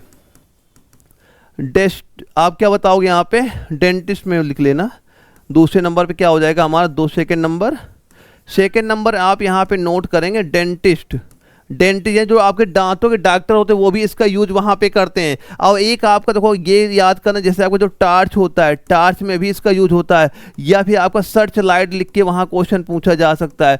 सीधा सीधा क्वेश्चन आएगा कि जो टार्च हो गया सर्च लाइट में कौन से दर्पण का यूज होता है? हम किसका नाम बताएंगे? अवतल दर्पण का। सेविंग के लिए हम लोग जो शीशा यूज करते हैं कौन सा दर्पण वहाँ पे होता है? अवतल दर्पण होता है। या फिर जो डॉक्टर होते, दांतों के जो डॉक्टर होते हैं वो कौन से दर्पण की यूज करते हैं? वो भी बताओगे अवतल दर्पण का होता है। या जो सौर कुकर होता है किस दर्पण का यूज होता है? इसी का यूज वहां पे आपका होता है। या फिर जैसे आपके ENT के डॉक्टर होते हैं जो कान के पर्दे में देखते हैं भाई क्या कुछ मिट्टी उट्टी वहां जमी हुई तो कुछ नहीं है, कान पर्दा माल फटा उटा नहीं है, वहां पे कौन सा दर्पण यूज होता है? वहां भी आपका अवतल दर्पण ही वहां पे यूज होता है। अवतल दर्पण से क्वेश्चन बनते हैं, इनके यूज कहां पे होता है ये क्वेश्चन में पूछा जाता है। तारों की टिमटिमाहट मुख्य रूप से किस घटना के कारण से होती है? विवर्तन है, अपवर्तन है, परावर्तन है, संवहन है? तो जो तारे हम लोग आकाश देखते हैं टिमटिमाते हुए नजर आते हैं, कौन सी घटना इसके लिए जिम्मेदार होती है? आप कहोगे अपवर्तन घटना। ऑप्शन नंबर बी आपका राइट आंसर यहाँ पे हो जाता है। क्या बताओ? तारों की टिमटिमाहट जगह आपसे ये भी क्वेश्चन पूछा जा सकता है। अच्छा ये बताओ, जब हम पानी में कोई छड़ वहां पे डालते हैं वो छड़ क्या होती है? यानी हमें हल्की सी ऊंचाई पे या टेढ़ी मेढ़ी जो नजर वहां पे आती है उसके कारण क्या होता है? उसका कारण भी हमारा ये अपवर्तन ही आपका वहां पे होता है। या जैसे पानी में कोई सिक्का अगर हम लोग वहां पे डाल देते हैं तो वो सिक्का थोड़ा ऊपर हमें उभरा हुआ नजर आता है, उसके ये लगता है कि भाई ज्यादा गहरा नहीं ऊपर ही है, ये भी क्या होता है? इसी की वजह से यहाँ पे होता है। इसीलिए कहा जाता है कि जब वहाँ पे बाहर कुछ लोग पहाड़ों में वहाँ पे जाते हैं तो वहाँ पे क्या होता है, इसलिए बोलते हैं कि जो पहाड़ी क्षेत्र होता है उसमें अगर पानी भरा रहता है तो वहाँ पे संभल के जाना चाहिए। यही होता है कि जो वहाँ के नीचे पत्थर होते हैं हमें ये दिखाई पड़ता है ये नज़दीक पास में ही है, लेकिन जब वहाँ पैर आप रखते हैं वो काफ़ी गहराई में वहाँ पे होते हैं और इंसान डूब भी वहाँ पे सकता है। ये सारी घटनाएं कैसी होती है, अपवर्तन के कारण से ही वहाँ पे आपकी देखने को मिल जाती हैं। अब यहाँ से हमारे केमिस्ट्री क्वेश्चन स्टार्ट होते हैं। 15 क्वेश्चन हमारे केमिस्ट्री के भी हमारे एग्जाम में आते हैं। पहला क्वेश्चन पूछा गया निम्नलिखित में से कौन सा तत्व आपका लैंथेनाइड है। लैंथेनाइड बताओ कौन सा तत्व हो जाएगा। जबलपुर जडारो में क्वेश्चन पूछा गया। देखो ऐसे क्वेश्चन, देखो ये ऑप्शन सामने आपके दिख जाते हैं, पेपर में ऐसे स्क्रीन सामने वहाँ दिखेगी। तो ये अगर आपको इनके आंसर आ रहे हैं तो सीधा सीधा मार दोगे वहाँ पे। ये क्वेश्चन कराने का तो मकसद ही हमारा यही हो जाता है कि आपको पूरा सिलेबस रिविजन भी हो जाए और कैसे कैसे क्वेश्चन पूछे गए वो आपको पता हो जाए। बस यहाँ पे ये जो 100 सेट यहाँ पे कराने वाला हूँ, जितने क्वेश्चन मैं यहाँ पे करा रहा हूँ सारे आप तैयार करते हुए चलिएगा। पेपर जब भी आप वहाँ बैठोगे पेपर सीधे सीधे क्वेश्चन आपको नजर वहाँ पे आएंगे, इसके लिए आप श्योर बिल्कुल वहाँ पे रहिएगा। तो यहाँ पे क्या राइट आंसर बताओगे, ये दोस्तों हो जाएगा आपका सेरियम। क्या बताओगे, सेरियम। ऑप्शन सी आपका राइट आंसर यहाँ पे हो जाता है। क्या बताओगे, सेरियम। यानी जो सेरियम होता है ये लैंथेनाइड श्रृंखला का पहला तत्व वहाँ पे हो जाता है, जो आवर्त सारणी का आपका एफ ब्लॉक है, वहाँ पे एफ ब्लॉक का ये तत्व वहाँ पे आपका हो जाता है। और जो आपकी ये लैंथेनाइड श्रृंखला दोस्तों यहाँ पे आपकी होती है, यहाँ पे इसमें टोटल कितने तत्व होते हैं, आप कहोगे टोटल तत्वों की संख्या 14 तत्व इसमें आपके यहाँ पे पाए जाते हैं। कुल कितने तत्व हैं, 14 तत्व आपके यहाँ पे हो जाते हैं। और ये और इसके बाद जो हमारा अगला क्वेश्चन आता है, अपनी आवर्त सारणी में मेंडेलीव किसके सही स्थान नहीं दे सके। यानी जो मेंडेलीव की आवर्त सारणी वहां पे आई थी उसमें किसका स्थान सही नहीं दिया। ऑक्सीजन है, कार्बन है, नाइट्रोजन है, हाइड्रोजन है। तो क्या बताएंगे राइट आंसर। तो हम क्या कहेंगे, जो मेंडेलीव की आवर्त सारणी वहां पे आई थी, जो आपका हाइड्रोजन का स्थान इन्होंने सही वहां पे नहीं दे पाते हैं। ऑप्शन नंबर डी आपका राइट आंसर यहां पे हो जाता है। क्योंकि दोस्तों जो आपका ये हाइड्रोजन तत्व यहां पे था इसका स्थान अनिश्चित था, क्योंकि ये क्षार धातु और हाइड्रोजन दोनों से मिलता जुलता था वहां पे, इसी वजह से इसका ग्रुप का निर्धारण वहां पे नहीं कर पाते हैं। तो क्या बताओगे, हाइड्रोजन यहां पे बता दोगे। अब ये जो आवर्त सारणी मेंडेलीव की यहाँ पे आई थी, ये कब वहां पे आई थी, कब आई थी, आप कहोगे 1869 में आपकी ये बनी थी वहां पे।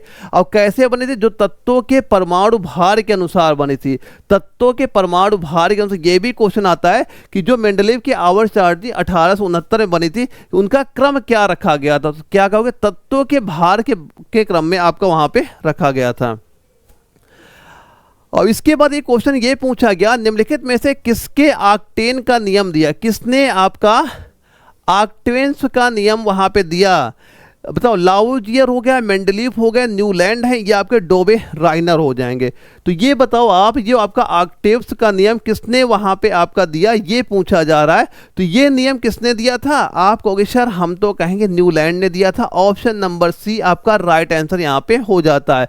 यानी कि जो आपके जॉन न्यूलैंड थे, इन्होंने 1866 में ऑक्टेव्स का नियम दिया, जिसमें तत्व के परमाणु भार के क्रम में रखा गया और हर 8वें तत्व के गुण पहले से मिलते जुलते वहां पे आपके हो जाते थे। अब इसके बाद एक नाम आपका जो यहाँ पे डोबे राइनर का यहाँ पे दिया जा रहा है, इन्होंने क्या बताया था, ट्रॉयड्स का नियम दिया। किसका नियम दिया था, इन्होंने ट्रॉयड्स का नाम दिया था। यानी 3 का जो नियम होता है ये क्वेश्चन आएगा। तो क्वेश्चन कैसे आएगा, ये बताओ ट्रॉयड्स का नियम निम्नलिखित में किस वैज्ञानिक ने वहां पे दिया। तो किसका नाम बताओगे, डोबे राइनर का नाम यहाँ पे बता दोगे।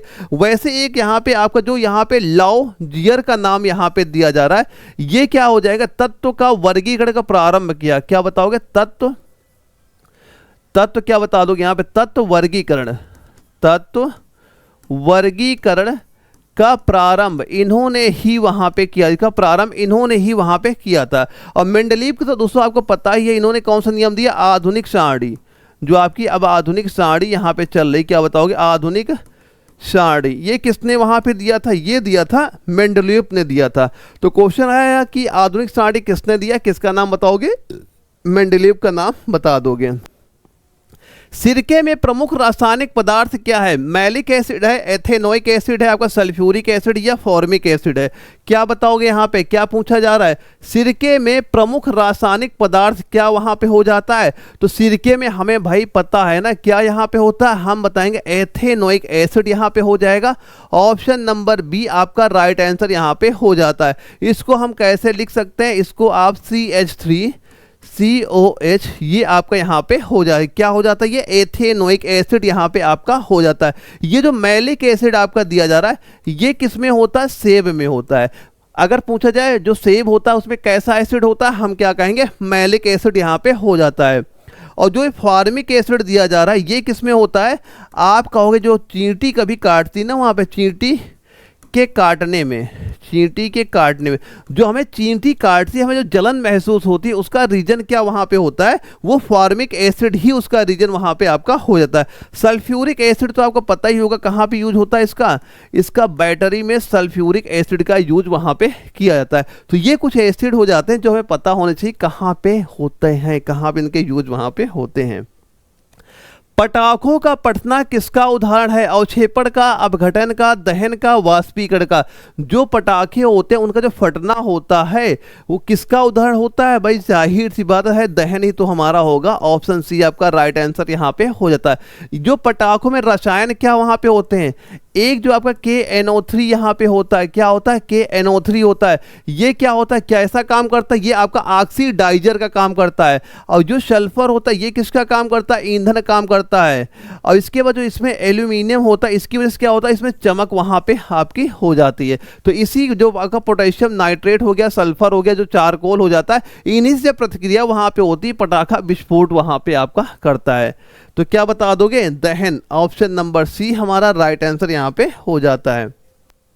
अच्छा ये बताओ आपका बक मिनिस्टर फुलरीन किसका एलेक्ट्रोप है? देखो फुलरीन खोजकर्ता आपके एग्जाम में आता है। ये आपका अभी जो आपका क्लर्क का एग्जाम वहां पे हुआ था, फुलरीन ये खोजकर्ता आपसे वहां पूछ लिया गया था। तो ये बताओ किसका एलोट्रोप आपका हो जाएगा? आयरन का है, कार्बन का है, फास्फोरस का है या बोरान का है?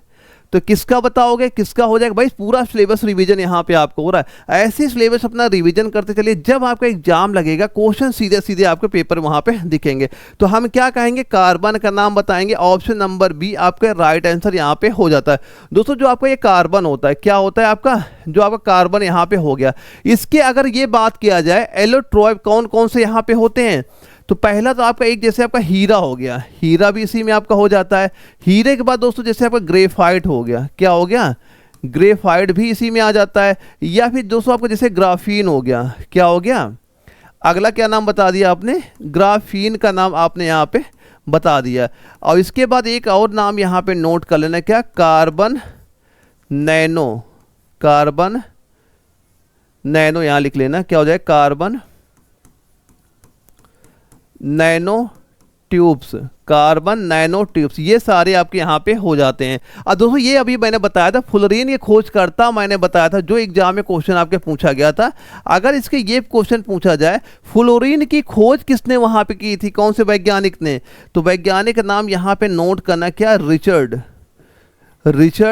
स्मॉली। रिचर्ड स्मॉली ये हो जाएंगे, इसके खोजकर्ता वहां पे आपके हो जाते हैं। क्या बताओगे? रिचर्ड स्मॉली और रॉबर्ट कल और एक आपका हेरल्ड क्रोटो, इनको क्या हुआ था 1966 में, इसी वजह से आपका नोबेल पुरस्कार भी आपका वहां पे दिया गया था। तो क्या बताओगे यहाँ पे? इसका आंसर हो कार्बन हो जाएगा। ये भी सारे नाम पता होने चाहिए, कार्बन जगह ये भी कोई ना कोई नाम आपको वहां पे दिया जा सकता था। अगले क्वेश्चन की बात करते हैं, क्या दिया जा रहा है? निम्नलिखित में से कौन सा तत्व आपका एक्टिनाइड है? क्या पूछा जा रहा है? एक्टिनाइड बताओ इनमें से कौन सा आपका हो जाएगा? यटबीरियम होगा या लुटेनियम हो जाएगा, क्यूरियम हो जाएगा या आपका एबेरियम हो जाएगा? तो किसका नाम बताएंगे आप यहाँ पे? तो सीधा सीधा आपको पता होना चाहिए, आप बताएंगे क्या? क्यूरियम। ऑप्शन नंबर सी आपका राइट आंसर यहाँ पे आपका हो जाएगा। क्या बताओ? क्यूरियम बताओगे। दोस्तों जब क्यूरियम होता है ये इसका संकेत यहाँ पे हो जाता है। अब इसकी अगर परमाणु संख्या पूछ ली जाए, इसकी बताओ परमाणु संख्या यहाँ पे हमारी क्या हो जाती है, तो परमाणु संख्या क्या बताओगे 96 इसकी परमाणु संख्या आपकी यहाँ पे हो जाती है। अब ये कौन से ब्लॉक में ऐसे तत्व वहाँ पे आते हैं, तो जो आपका एफ ब्लॉक होता है, एफ ब्लॉक में सारे ये तत्व वहाँ पे आपके आ जाते हैं। और दोस्तों जो आपकी ये एक्टिनाइड श्रृंखला होती है ना, अगर क्वेश्चन पूछा जाए एक्टिनाइड श्रृंखला में कुल तत्वों की संख्या कितनी वहाँ पे होती है, तो टोटल आपके 14 तत्व वहाँ पे आपके पाए जाते हैं। अब इसके बाद दोस्तों अगर ये क्वेश्चन पूछा जाए क्यूरियम की बताओ खोज कब की गई थी, तो इसकी खोज दोस्तों हुई थी, कब हुई थी, आप कहोगे 1944 में इसकी खोज वहां पे की गई थी। किसके वैज्ञानिक कौन यहाँ पे हो जाएंगे, वैज्ञानिक नाम बताओ, ग्लेन सीबोर्ग, ग्लेन सीबोर्ग ये हो जाएंगे वैज्ञानिक यहाँ पे आपके हो जाएंगे जिन्होंने इसकी खोज वहां पे की थी। तो कोई भी चीज पूछे आप उसके आंसर वहां पे दे पाएंगे। अगला क्वेश्चन आता है कि ये बताओ आप, आर्क्टुवेस का नियम कहता है कि यदि रासायनिक तत्वों के बढ़ते परमाणु भार के अनुसार व्यवस्थित किया जाए तो समान भौतिक और रासायनिक गुणों वाले तत्व हर तत्व के अंतराल के बाद आते हैं। तो इसका बताइए राइट आंसर यहाँ पे क्या हो जाएगा अगर ऐसा क्वेश्चन हमारे पेपर में आ गया। दोस्तों जो आपका पेपर वहाँ पे आता है उसमें 50 क्वेश्चन अगर आपके पेपर में पूछे जाते हैं, उन 50 क्वेश्चन में 40 क्वेश्चन तो आपको ऐसे लगेंगे जो आपको नॉर्मल लगेंगे, 10 क्वेश्चन आपको ऐसे ही वहाँ पे नजर आएंगे जिन्हें लगेगा भाई ये आउट ऑफ सिलेबस यहाँ पे आ गया। तो ऐसे क्वेश्चन डालने का दोस्तों यही मेरा भी मकसद चल रहा है कि आपको वैसे ही क्वेश्चन की आपके पास वहाँ पे आए कि अगर पेपर में हमारा हार्ड भी आ जाता है तो आप वहाँ से अपना स्कोर कैसे आपको बढ़ाना है वहाँ पे। लेकिन 35 जैसा मैंने बता रखा, अगर 35 क्वेश्चन तक आप यहाँ पे सही कर पा रहे हो, तैयारी सही चल रही, एग्जाम निकल जाएगा। लेकिन फाइनल टारगेट आपको कम से कम 42 क्वेश्चन वहाँ पे लेके चलना है। इसका आंसर सीधा सीधा क्या कह दोगे, 7 कह दोगे, यहाँ पे क्या कर दोगे 7 आपका यहाँ पे आ जाएगा। यानी जो आपका आर्क्टुवेस का नियम होता है किसने दिया था, जो आपका ये आर्क्टुवेस का नियम था ये किसके द्वारा दिया गया था, आप कहोगे ये दिया गया था जॉन न्यूलैंड से। किसने दिया था, जॉन न्यूलैंड ने दिया था। कब ये नियम दिया था ये बताओगे 1865 में। कब दिया था, 1865 में दिया था, जो आवर्त सारणी के विकास में प्रारंभिक कदम वहां पे था। और लेकिन इसमें क्या थे, जो इन्होंने बताए थे केवल 56 तत्व ही वहां बता पाए थे। केवल कितने तत्व बताए थे, 56 तत्व बताए, लेकिन स्टार्टिंग का था वहां पे। लेकिन क्वेश्चन अगर पूछा जाए कि जो आपका आर्क्टुवेस का नियम किसने दिया, कब दिया, कुल तत्व कितने थे, कुछ बेसिक चीजें आपको पता होनी चाहिए। अगर ये क्वेश्चन आपके सामने रहेगा तो पेपर में आप आंसर इसका दे पाओगे वहां पे। अगला क्वेश्चन आता है कि एक पारंपरिक बैटरी में निम्नलिखित में से कौन सा रसायन मौजूद वहां पे होता है। तो भाई जो बैटरियां होती हैं उनमें कौन सा रसायन होता है हमें पता है भाई, हम तो सीधा सीधा क्या कहेंगे सल्फ्यूरिक एसिड। तो आप कहोगे ऑप्शन नंबर बी क्या होता है, सल्फ्यूरिक एसिड, H2SO4 ही तो हमारा यहाँ पे होता है, H2SO4 ही। तो आप बताओगे राइट आंसर क्या बताओगे, सल्फ्यूरिक एसिड आपका राइट आंसर यहाँ पे होता है। जैसे सोडियम बाइकार्बोनेट हो गया, इसको हम लोग क्या बोलते हैं, आप कहते हैं सर हम तो इसको बेकिंग सोडा कहते हैं। क्या कहते हैं, बेकिंग सोडा के नाम से आपका ये वहाँ पे जाना जाता है। और ये आपका एथेनॉल हो गया, जैसे जो शराबें होती है ना, ये लिखना भाई शराब क्या होती है, एक प्रकार की एथेनॉल ही तो वहाँ पे होती है। और जो आपका एथिलीन ग्लाइकोल दिया जा रहा है ये आपका क्या होता है, एक आपका एंटी फ्रीज होता है। क्या होता है, एंटी फ्रीज आपका एथिलीन ग्लाइकोल आपका वहाँ पे हो जाता है। तो क्या बताएंगे हम लोग, सल्फ्यूरिक एसिड आपका राइट आंसर यहाँ पे हो गया। अब बताइए निम्नलिखित में से कौन सा एसिड चींटी के काटने में मौजूद होता है। अभी मैंने इसका पॉइंट वहां पे नोट करा था कि चींटी के डंक में कौन सा एसिड वहां पे होता है, तो हमने बताया था क्या, फॉर्मिक एसिड। अभी मैंने इसका आंसर बताया था, ऑप्शन सी आपका राइट आंसर यहां पे हो जाता है। मैलिक एसिड, ये सारे मैंने एक बार वहां पे आपके करा दिए थे। जैसे मैलिक एसिड मैंने क्या बताया, स्टेप में वहां पे होता है। नाइट्रिक एसिड, जैसे आपके जो उर्वरक होते हैं, क्या होते हैं, जो हमारे उर्वरक होते हैं, उर्वरकों में क्या होता है आपका नाइट्रिक एसिड यहाँ पे आपका पाया जाता है। और जो आपका परक्लोरिक एसिड दिया जा रहा है ये किस में होता है, जैसे आपका जो रॉकेट के ईंधन होते हैं, किस में होता है, रॉकेट ईंधन में आपका ये वहाँ पाया जाता है। रॉकेट ईंधन में क्या हो जाएगा, परक्लोरिक आपका एसिड वहाँ पे हो जाता है। अगला क्वेश्चन देखते हैं क्या दिया गया है, निम्नलिखित में से कौन सा वायरल रोग, यानी हमारी यहाँ से केमिस्ट्री दिया जा रहा है, वैसे यहाँ बायोलॉजी क्वेश्चन हमारा आ गया सर यहाँ पे। निम्नलिखित में से कौन सा आपका वायरल रोग है, इनमें से बताओ वायरल रोग कौन सा जो आपका वायरस के द्वारा वहाँ पे होता है, एक प्रकार ये मान लो। तो वायरल रोग यहाँ पे हमारा कौन सा हो जाएगा, जो आपका पोलियो होता है ये क्या वायरल रोग ही तो होता है। ऑप्शन ए आपका राइट आंसर यहाँ पे हो जाता है। देखो एक ये होता है कि जो पोलियो किसी को ना हो, इसके लिए एक बच्चों में वैक्सीन वहाँ पे दी जाती है। तो उस वैक्सीन का नाम अगर आपसे पूछ लिया जाए तो वो वैक्सीन क्या हो जाती है, आप बताओगे OPV या फिर आपकी जो IPV, इस नाम से वैक्सीन आती है जो बच्चों को दी जाती है ताकि उनको क्या हो, उनको पोलियो वहाँ पे ना हो। जैसे इसके बाद आपका टिटनेस यहाँ पे दिया जा रहा है। टिटनेस किससे होता है, ये आपका एक प्रकार का बैक्टीरियल रोग होता है। कैसा होता है, बैक्टीरियल रोग होता है जो कि आपका ये क्लास्ट्रीडियम टेटोनी नामक जो बैक्टीरिया होता है उसके द्वारा फैलता है। बैक्टीरिया का नाम क्या बताओगे, यहाँ पे लिखिएगा क्लास्ट्रीडियम। क्लास्ट्रीडियम ये एक बैक्टीरिया होता है जिसकी वजह से क्या होता है, आपका ये टिटनेस नामक रोग वहाँ पे आपका फैलता है। ये जो कुष्ठ रोग यहाँ पे दिया जा रहा है ये किसके द्वारा फैलता है, यहाँ लिखोगे माइको बैक्टीरियम। इसकी इस बैक्टीरिया की वजह से आपका एक कुष्ठ रोग फैलता है। और यहाँ प्लेग आपका दिया जा रहा है, ये आपका यर्शनिया पेस्टिस के द्वारा आपका ये फैलता है। और जो आपका भारत है ये 2014 को पोलियो मुक्त वहाँ पे घोषित कर दिया गया है। ये जीके में क्वेश्चन आता है कि भारत पोलियो से कब मुक्त वहाँ पे हुआ है, तो मतलब कब मुक्त होता है, वर्ष क्या बता दोगे, 2014 आप यहाँ पे बता दोगे। अब बताओ सूर्य का लगभग 70% भाग किसका बना है, कार्बन का, ऑक्सीजन का, हीलियम का, हाइड्रोजन का। जो सूर्य है उसका लगभग 70% भाग किसका बना हुआ वहां पे हो जाता है, क्या बताओगे। देखो जो आपका सूर्य होता है टोटल, देखो सूर्य में क्या होता है दोस्तों, यहाँ पे अगर देखो 70 हो या 74, लगभग 74% इसमें क्या होता है, आप बताओगे हाइड्रोजन होता है। इसमें हाइड्रोजन आपका पाया वहाँ पे जाता है। इसके बाद जैसे आपका 24% क्या होता है, हीलियम होता है। क्या होता है, आपका हीलियम हो जाता है। इसके बाद 2% इसमें आपके क्या हो जाता है, अन्य हो जाता है। अन्य में जैसे आप मान लो ऑक्सीजन हो गया, कार्बन हो गया, आयरन हो गया, वो सारे आपके 2% में वहां पे हो जाते हैं। तो हम राइट आंसर क्या बता दोगे, आप कहोगे हाइड्रोजन, यानी ऑप्शन नंबर डी आपका राइट आंसर इस क्वेश्चन का हमारा हो जाता है। अगर चाहे हीलियम पूछे, हाइड्रोजन पूछे या किसी को पूछे, आप उसके आंसर वहां पे दे सकते हैं। अब ये बताओ डिटर्जेंट पाउडर में प्रमुख रासायनिक पदार्थ क्या होता है। जो हम लोग घरों में अपना डिटर्जेंट पाउडर यूज करते हैं उसमें ये बताना है रासायनिक पदार्थ मेन क्या होता है। जबलपुर जडार में क्वेश्चन पूछा गया था, ये आपके ही एग्जाम के क्वेश्चन है जो आपके पेपर में ऑलरेडी वहां पूछे जा चुके हैं।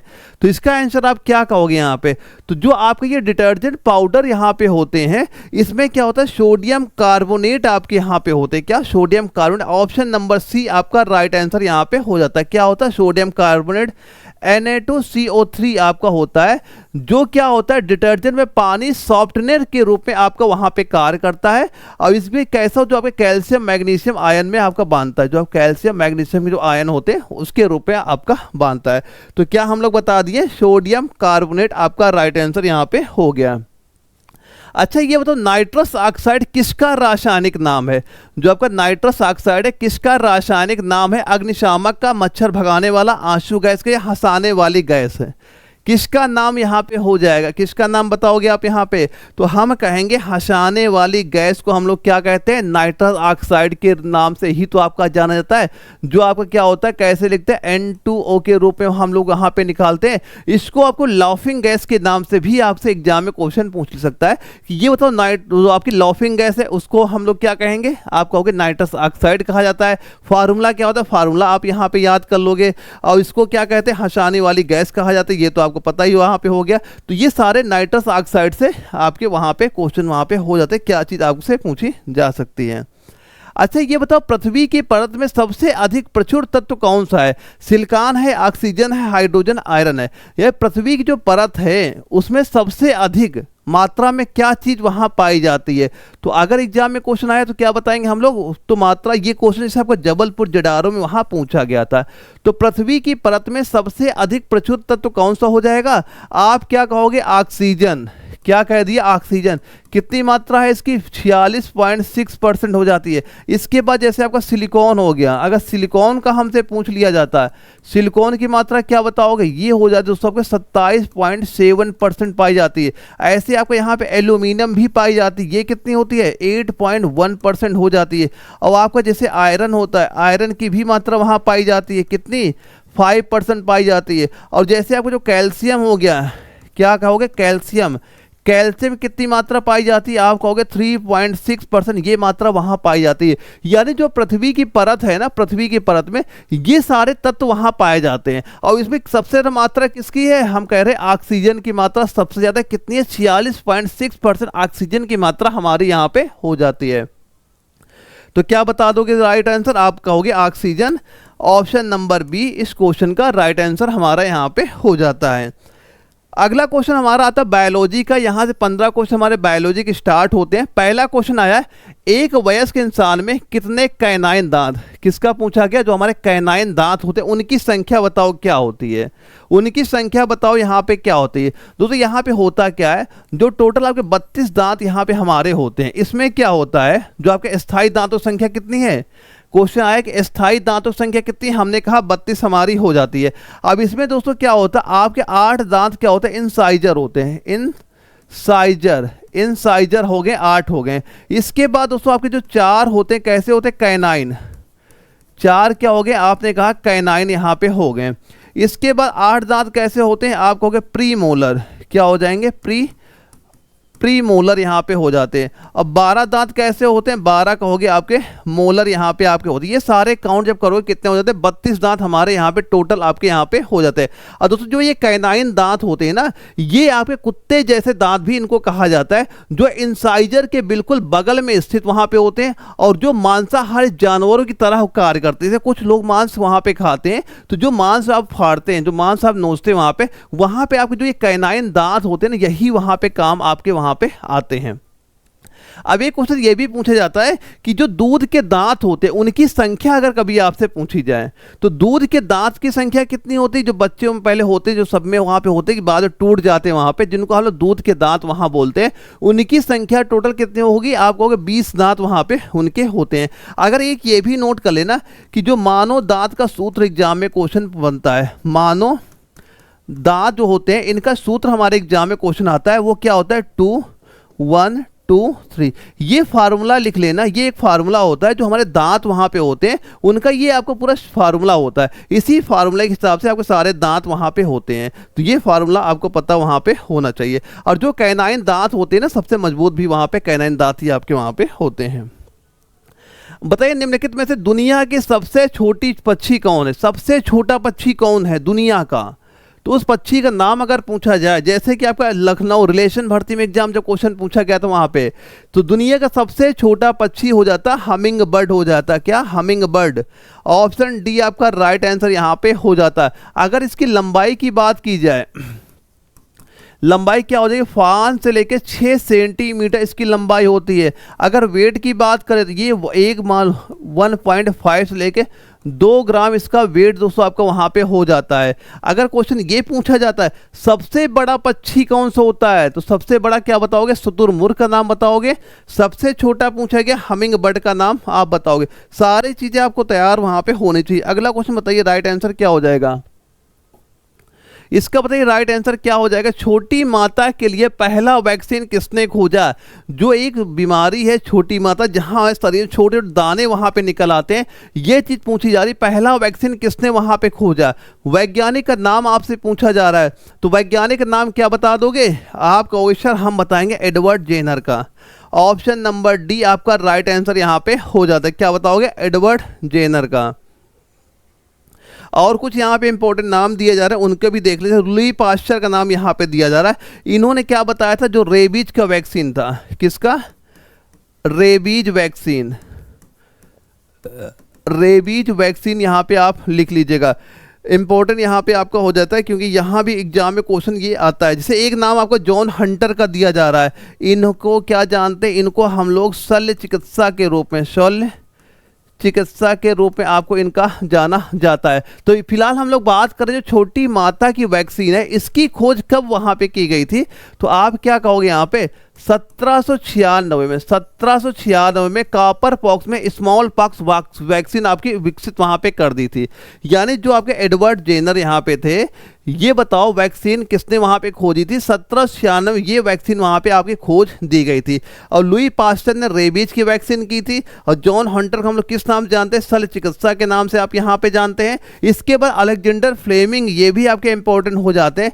इन्होंने किसकी खोज की थी? पेंसिलिन की। किसकी खोज की थी? आप कहोगे पेंसिलिन की खोज करता। अगर क्वेश्चन पूछा जाए, बहुत बार क्वेश्चन पूछा गया कि पेंसिलिन की खोज निम्नलिखित में कौन से वैज्ञानिक ने की थी? किसका नाम बताओगे? अलेक्जेंडर फ्लेमिंग का नाम आप बता दोगे। डीएनए मुख्य रूप से कोशिकाओं में संग्रहित होते हैं। बताओ डीएनए हमारे शरीर में कौन सी कोशिकाओं में संग्रहित होते हैं? नाभिक में, गोल्गी बॉडी में, साइटोप्लाज्मा में या प्लाज्मा मेम्ब्रेन में? कहाँ पे संचित आपके होते हैं? तो आप क्या कह दोगे? सर हम तो कहेंगे नाभिक में। ऑप्शन नंबर ए आपका राइट आंसर यहाँ पे हो जाता है। कुल डीएनए की संख्या कितनी यहाँ पे होती है?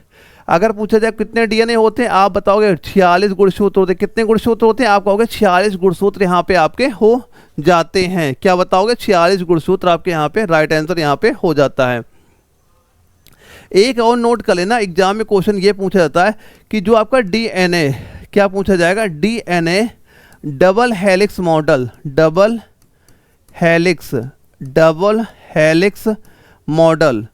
मॉडल ये बताओ कब खोजा गया है? कब खोजा गया? किसने इसकी खोज वहां पे की थी? तो आप बताओगे क्या? 1953 में किसके द्वारा खोजी गई थी? वाटसन और क्रिक। ये नाम याद कर लेना कि डीएनए डबल हेलिक्स मॉडल किसने खोजा? वाटसन और क्रिक ने खोजा था। कब खोजा था? 1953 ईस्वी में इसकी खोज वहां पे आपकी की गई थी। अगला क्वेश्चन क्या पूछा जा रहा है कि पौधों के पराग, बीजाणु और कुछ सूक्ष्म आपके प्लैंकटन जीवों के अध्ययन से संबंधित वैज्ञानिक अनुशासन है जीवित और जीवाश्म दोनों रूपों में।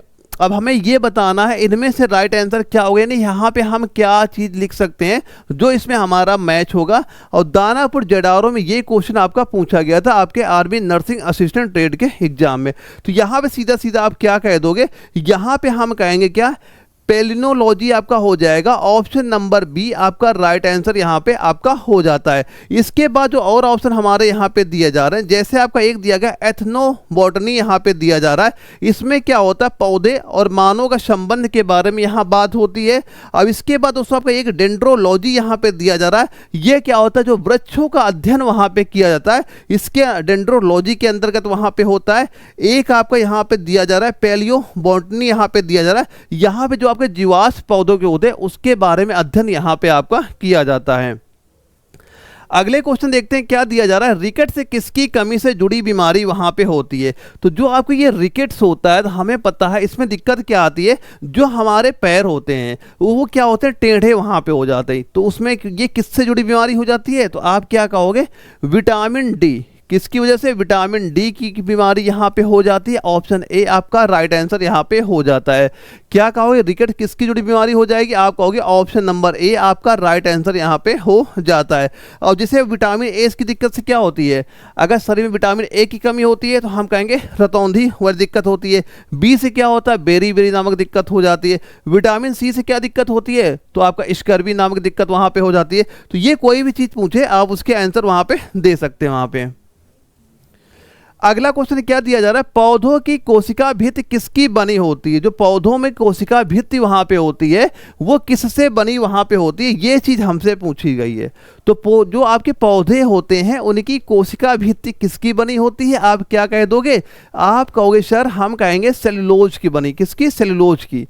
ऑप्शन ए आपका राइट आंसर यहाँ पे आपका हो जाता है। दोस्तों जो आपका सेलुलोज होता है ना, वो इंसान वहाँ पे उनका पाचन नहीं कर सकता है। तो कौन पाचन करता है? जो जुबाली वाले जानवर होते हैं, जैसे गाय हो गया, भैंस होता है, ये जो आप पकुरियाया वहाँ पे करते हैं वो क्या करते हैं? सेलुलोज का पाचन वहाँ पे कर सकते हैं।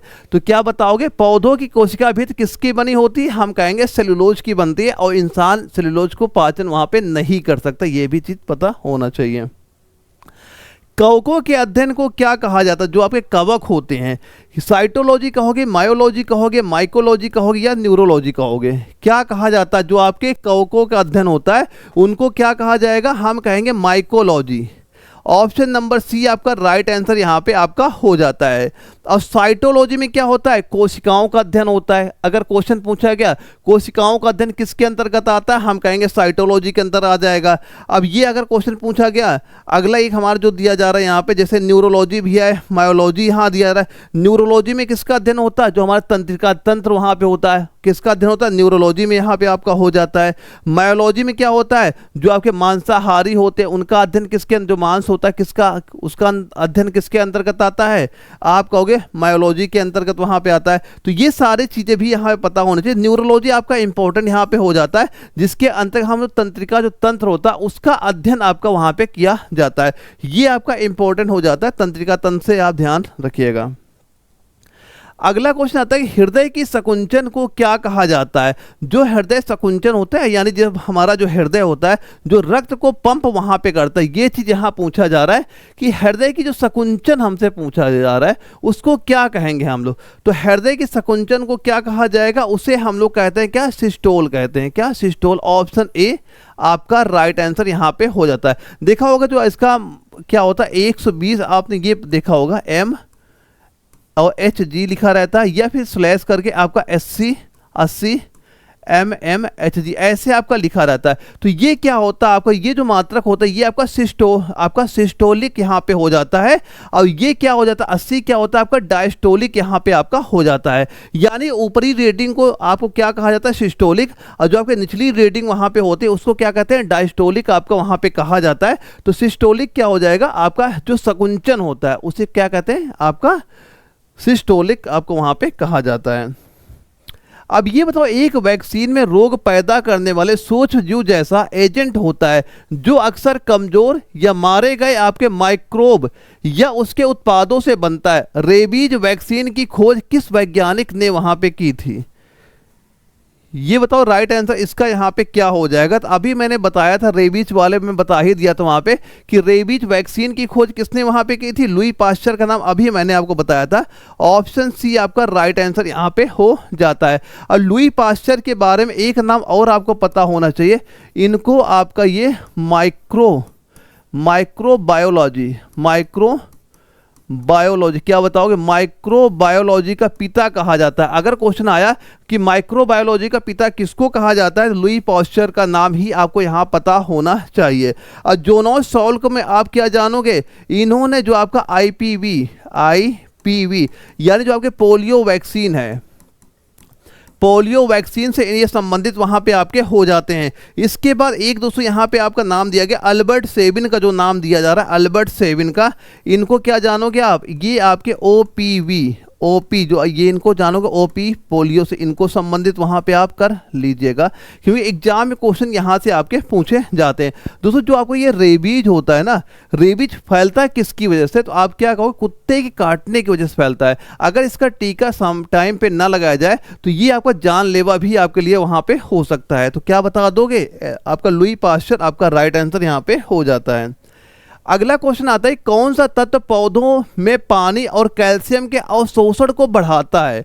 कौन सा ऐसा तत्व होता है जो पानी और कैल्शियम के अवशोषण को बढ़ाता है, मैग्नीज है, बोरॉन है, कॉपर है, या आपका मोलिब्डेनम हो जाएगा। तो राइट आंसर इस क्वेश्चन का कितना आप यहाँ पे कहोगे, तो आप कह दोगे सर हम कह देंगे बोरॉन का नाम, ऑप्शन नंबर बी आपका राइट आंसर यहाँ पे हो जाएगा। किसका नाम बताओगे, ऑप्शन नंबर बी इस क्वेश्चन का राइट आंसर आपका हो जाता है। अब ये बताइए कि निरंतर कठोर शारीरिक व्यायाम के बाद मांसपेशियों में क्या जमा होता है जो अस्थायी आपका एनएरोबिक श्वसन के कारण मांसपेशियों थकान पैदा हो जाती है। जैसे आप मान लो रनिंग वहां पे करते हो या आप एक्सरसाइज वहां पे करते हो, तो आपको जो थकावट वहां महसूस होती है उसका रीजन क्या है वहां पे, ये चीज हमसे पूछी जा रही है, जो कि दानापुर जडारो में आर्मी नर्सिंग के एग्जाम में क्वेश्चन वहां पूछा गया था। तो ये क्या होता है दोस्तों, जो हमारे पैर होते हैं, ये जो हमारी मांसपेशियां वहां पे हो जाती है, उसमें क्या होता है आपका एक लैक्टिक एसिड वहां पे जम जाता है। इसी लैक्टिक एसिड जब वहां पे जम जाता है तो हमें क्या महसूस होता है, हमें थकावट वहां महसूस होने लगती है। इसी वजह से वहां पे रनिंग करते हो या एक्सरसाइज करते हो या कोई काफ़ी ज़्यादा काम कर लेते हो, तो आपको जो थकावट महसूस होती है तो आपके मांसपेशियों में यही लैक्टिक एसिड वहां पर जमता है, जिसकी वजह से हमें थकावट का एहसास वहां पर होने लगता है। अगला क्वेश्चन आता है विटामिन की कमी से बेरी बेरी, तो कौन सी विटामिन की कमी से? अभी मैंने बताया था विटामिन बी1 की कमी से क्या हो जाता है, बेरी बेरी नामक रोग आपका वहां पे हो जाता है। और विटामिन ए का रतौंधी याद कर लेना, सी से क्या हो जाएगा, स्कर्वी आपका हो जाएगा, के से क्या होता है, रक्तस्राव से संबंधित हो जाता है। यानी अगर हमें कहीं घाव लग जाता है और हमारा ब्लड वहां बहना स्टार्ट हो जाता है तो विटामिन के की कमी वहां पे होती है, तो वो ब्लड का जो थक्का होता है जल्दी नहीं जम पाता है। तो ये सारे नाम भी आपको पता वहां पे होने चाहिए। अगला बताइए निम्नलिखित में से कौन सी बीमारी जल प्रदूषण से नहीं होती है?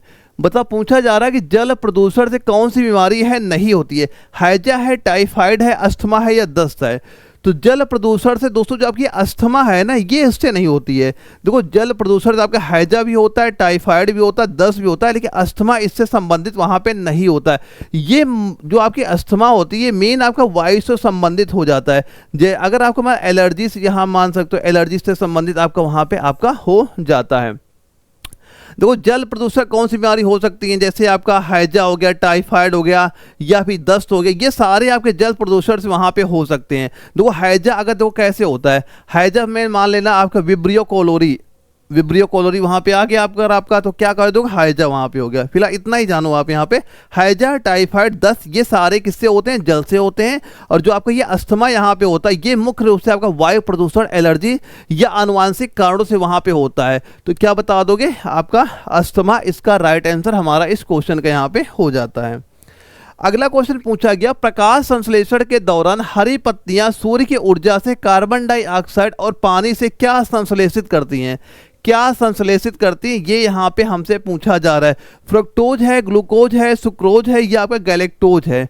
तो क्या बता दोगे यहाँ? देखो जो प्रकाश संश्लेषण क्रिया क्या होती है, आप देखो 6CO2 + 6H2O होता है और इक्वल टू क्या होता है C6H12O6 और प्लस क्या होता है ऑक्सीजन गैस यहाँ पे मुक्त हमारी होती है। तो ये क्या होती है, प्रकाश संश्लेषण एक आपकी क्रिया यहाँ पे हो जाती है। तो यहाँ से हम क्या आंसर बता सकते हैं, ग्लूकोज ही। तो आप बताओ क्या होता है, ग्लूकोज होता है। ऑप्शन नंबर बी आपका राइट आंसर हो जाता है। यानी हमारा क्या बन रहा है, आपका यही तो ग्लूकोज ही तो बन रहा है।